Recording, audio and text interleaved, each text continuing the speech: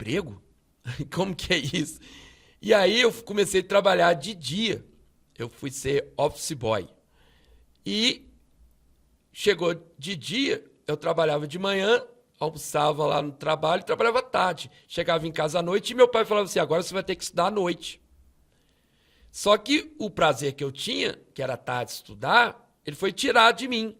E eu não ia substituir ele por uma escola, sendo que ela era bem inferior àquele momento. Aí eu chegava do trabalho e ali eu já estava começando a ter salário, era um salário mínimo, mas era um dinheiro meu. À noite eu ficava em casa estudando. E aí meu pai não fez questão também que eu fosse voltar para a escola, porque no imaginário do meu pai, um homem ali dos anos 80, no imaginário do meu pai, todos os homens de sucesso não tinham estudado. O Silvio Santos era uma referência para o meu pai, né? Tinha um tio meu, que também não tinha estudado, mas ele começou como... Ele olhava galpão das lojas Mesbla e ele se tornou diretor da Mesbla. Então, assim, eu tinha um tio também muito simples, que começou de baixo e se tornou alto cargo na Mannesmann. Então, meu pai pensava assim, não, quem trabalha vence, quem estuda não vence. E eu comecei a vir do trabalho e à noite eu estudava aquelas coisas que eu gostava. E aí eu fui desenvolvendo, entrei para a idade de saindo, né, dos 17, 18 anos, eu até servi o exército, aí eu desloquei um pouco dessa mão de obra, né, de trabalho, de horário para chegar, eu fui para o exército, aí nesse ano que eu fiquei no exército, o pouco tempo que eu tinha, eu só lia. Aí quando eu saí do exército, eu descobri uma coisa que é vender, representação, descobri esse mundo. Uma pessoa falou assim, pega uma representação. Falei, como que é isso? Aí eu fui trabalhar de representante. Como que é representante? Ele faz seu horário. Aí eu trabalhava 4, atendia poucos clientes, porque eu queria gastar mais tempo no meu prazer, que era as leituras, os estudos. Então, eu passei essa década de 20 até os 30 anos, tendo muito tempo, onde que eu fui aumentando o conhecimento bíblico, mas por que eu sempre me mantinha na Bíblia? Porque eu já tinha lido ela, com 30 anos, eu já tinha lido ela toda mais de 10 vezes. E aí, por que eu não abandonei a Bíblia? Geralmente a pessoa lê, depois deixa ela lá e vai só aos domingos na igreja. Mas não. Quanto mais eu lia ela, mais o horizonte daquelas informações paralelas ia aumentando. É como se você tivesse uma bexiga, um balão de aniversário. Imagina um balão de aniversário. O balão de aniversário é as informações que você tem. Então, um balão de aniversário ele é desse tamanho assim. E as suas informações estão lá dentro. À medida que você vai estudando, à medida que você vai tendo informação, vai entrando ar no balão. Então, quanto mais eu estudo, mais entra ar. O que acontece? A bexiga aumenta, concorda? Então, quanto mais conhecimento eu tenho, mais o balão aumenta. Só que acontece uma coisa, o lado de fora do balão é o desconhecido. Então, quanto mais conhecimento você tem, mais contato com o desconhecido você tem. Então, quanto mais eu ia estudando, mais eu ia descobrindo que tinha coisas que eu não sabia. E aí começou um processo extremamente prazeroso, porque se tornou uma epopeia, uma jornada em busca do conhecimento, onde que eu ia almejando informações. Vou dar um exemplo. Aí tem os fariseus e os saduceus que juntaram para matar Jesus. A Bíblia não tem lá escrito na Bíblia. Quem é o fariseu? Como surgiu o fariseu? Aí eu fui estudar. Onde que era o fariseu? Aí do fariseu, do saduceu, eu cheguei para uma dinastia, um grupo chamado Asmoneus, que é os macabeus. E aí eu cheguei num cara chamado Antíoco Epifânio, que me levou num outro chamado Ptolomeu, que levou em outro chamado Seleuco. E aí o universo do conhecimento paralelo às Escrituras, ele se torna infinito. Aí, quando eu entrei, né, que eu estava abandonando a idade dos 20 anos, entrei para a era balzaquiana, né? Balzac é um filósofo, e as pessoas, quando chegam a 30 anos, eles falam assim, o fulano é balzaquiano. Aí, quando eu entrei para os 30 anos, eu vi que eu poderia buscar alguma informação a mais dentro das línguas vernaculares. O que são línguas vernaculares? O hebraico, assim, como que é o hebraico, né? Como que é essas letrinhas ali, que escreve da direita para a esquerda? Aí comecei a estudar o hebraico, né? O básico, o alfabeto, tudo. Aí, quando eu já estava começando a me alfabetizar no hebraico, eu já tinha capacidade de ir num dicionário. Aí eu via que algumas palavras em português não correspondiam com as palavras em hebraico. Porque essa palavra tradução, a gente fala assim, tem uma Bíblia traduzida para o português. Essa palavra tradução, ela é muito mal absorvida pela população, pelas pessoas. Quando você fala assim, eu tenho aqui um livro em inglês e ele está traduzido para o português não vai falar exatamente o que o inglês está falando. Então, não existe uma tradução, existe um comentário. A pessoa faz um comentário.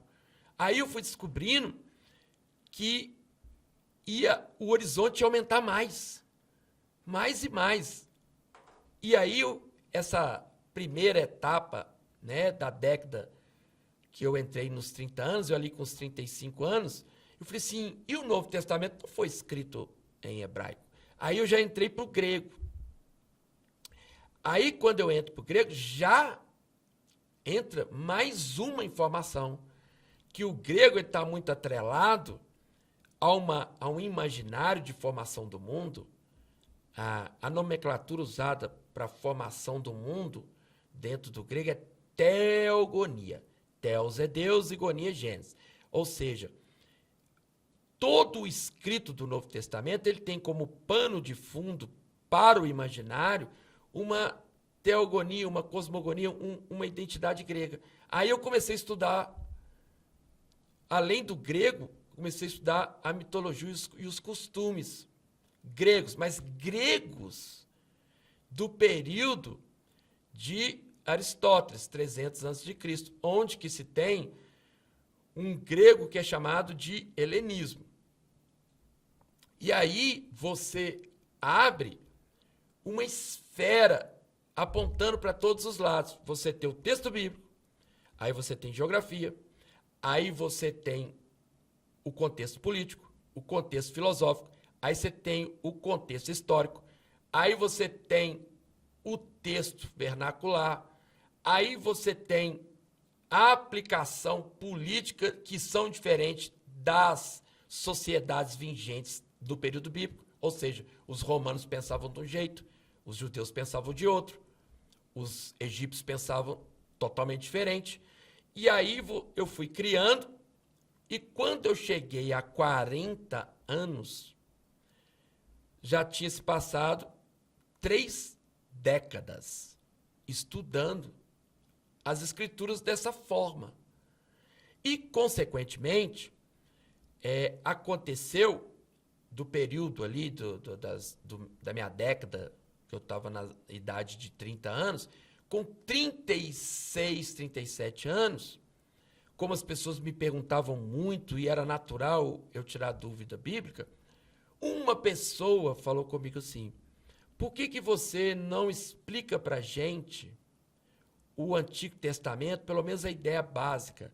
Nós nos encontrávamos aqui toda quinta, era um local que eu ia para bater papo, ali era uma casa, e nessa casa, lá no fundo da casa, tinha uma região assim de churrasco e tudo, eles chamavam de barraca. Aí o pessoal falou comigo, toda quinta-noite, vamos encontrar aqui e você explica pra gente. Aí eu fui explicando para eles, cada semana eu ia criando um PowerPoint para trazer para eles, e ali, em 3 meses, a gente fez um apanhado e eu mostrei para eles o que era o Antigo Testamento, o que era aquilo. E aí uma das pessoas que na época usava-se, eu não sei se era o Facebook ou o Orkut, um pastor viu aquela foto ali e falou comigo, o que é isso aí, Thales? Foi um grupo de pessoas, não são da igreja, mas que eu explico a Bíblia para eles. Aí ele falou assim, você poderia explicar aqui na minha igreja? Aí o pastor era muito educado, eu gostava dele, falei, ó, com o maior prazer. Ele falou assim, você pode vir no sábado à tarde, é o horário que o pessoal aqui pode vir. Falei, vou, com o maior prazer.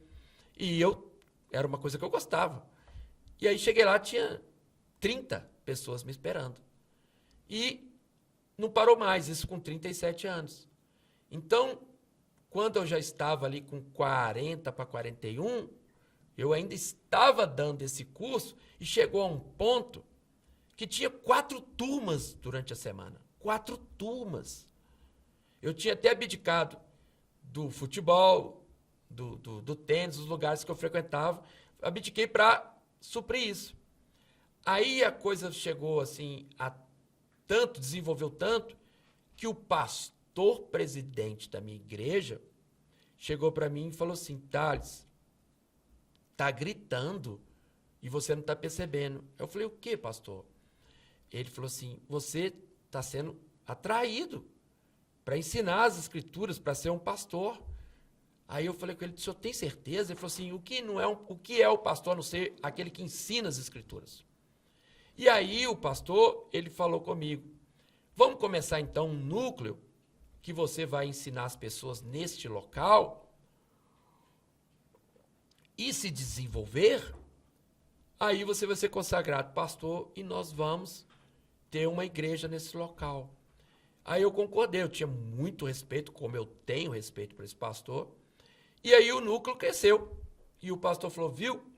E ali foi criado a igreja, que é a Liceu. Só que quando eu fui perceber, eu estava com 45 anos, tá? E tinha 3 anos como pastor de igreja. Aí eu fiz uma retrospectiva assim da minha vida e eu fui vendo que desde os 10 anos eu fui involuntariamente, eu fui 100% projetado para fazer isso que eu faço hoje. Assim, a coisa foi tão intrínseca, a coisa foi tão harmônica entre eu e essa relação de ensino, que se uma pessoa me perguntar hoje, como que você se tornou pastor? Eu não consigo explicar literalmente. Ah, como que você veio aprender esse tanto de coisa? Também não. Tudo fluiu harmonicamente. Lembrando que foram 3 décadas e meia para tornar pastor. Ou seja, quando eu me tornei pastor, eu tinha 35 anos de estudo bíblico atrelado a todo esse paralelo, essas linhas paralelas de geografia, de história, de filosofia, de cultura, línguas vernaculares. E aí acabou que a minha relação com a Bíblia, ela se tornou uma coisa inerente ao meu ser. Ela passou a ser uma coisa existente no meu arquétipo, no meu eu interno.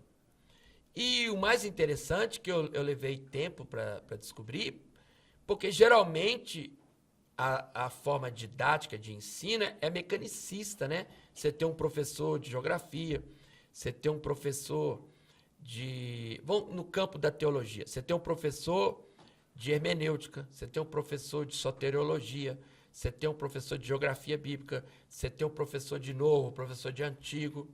Só que isso é uma forma didática mecânica. E, sem saber, eu me tornei um professor que tem, na minha característica de ensino, uma didática que se chama nexialista. O que é o nexialismo? É quando você tem um assunto que abrange todos ao redor. Então, quando eu estou dando uma aula ou expondo um texto, por exemplo, eu estou expondo o texto ali de Gênesis 14, onde Abraão encontra com Melquisedeque. Aí é necessário que eu explique que Melquisedeque não é um nome, é um acróstico. E que não é no hebraico está lá, um Malekit Sadik, é um rei de justiça. Aí eu tenho que entrar na cultura que nem é judaica, mas é uma cultura noética, da época de Noé. Depois eu tenho que entrar com a geografia. Depois eu tenho que entrar com a identidade política histórica do período de Abraão. Aí eu preciso estudar o que acontecia na Suméria, o que acontecia na Cádia, o que acontecia no Egito. Então, todas essas informações atreladas ali na mesma aula é uma forma anexialista. Por isso que a minha relação com a Bíblia, ela vai muito além do que uma profissão, muito além do que uma meta de que eu me preparei para ser um grande professor, ou que eu me dediquei a ter um know-how, o que eu me dediquei para ter um conhecimento acima do normal bíblico. Não. Eu adquiri esse conhecimento bíblico harmonicamente. Foi uma coisa inerente ao meu ser, foi uma coisa que foi parte da minha existência. Então, muitas das vezes eu não sei nem explicar, se a pessoa falar comigo assim, como que você se tornou pastor? Às vezes, um seminarista chega para mim, me aconselha quais os caminhos que eu tenho que fazer para ser um pastor. Aí eu falo com esse seminarista, na minha história, foi tudo tão direcionado e tudo tão conduzido por Deus, que eu fiz tudo pelo Espírito, eu fiz harmonicamente. Consequentemente, eu me tornei uma pessoa onde que o texto bíblico ele se torna parte de mim.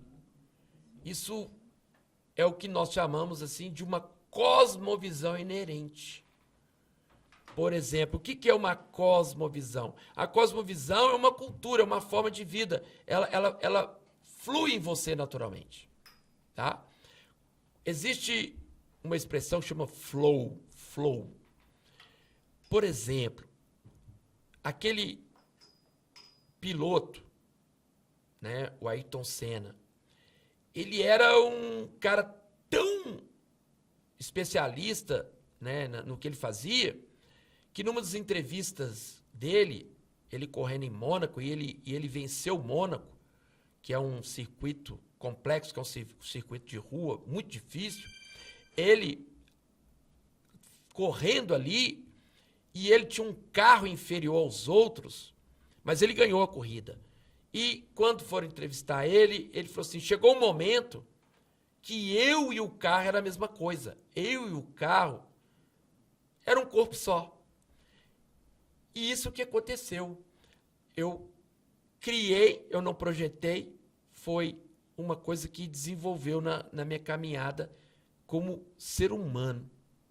Então, quando eu vinha ser pastor, e um pastor muito atrelado ao ensino, não é que eu sou um pastor de ensino, eu me fiz pastor de ensino, eu aplico a forma de ensino porque eu estudei para ser um pastor de ensino. Não, eu me formei como ser humano, um pastor atrelado ao ensino.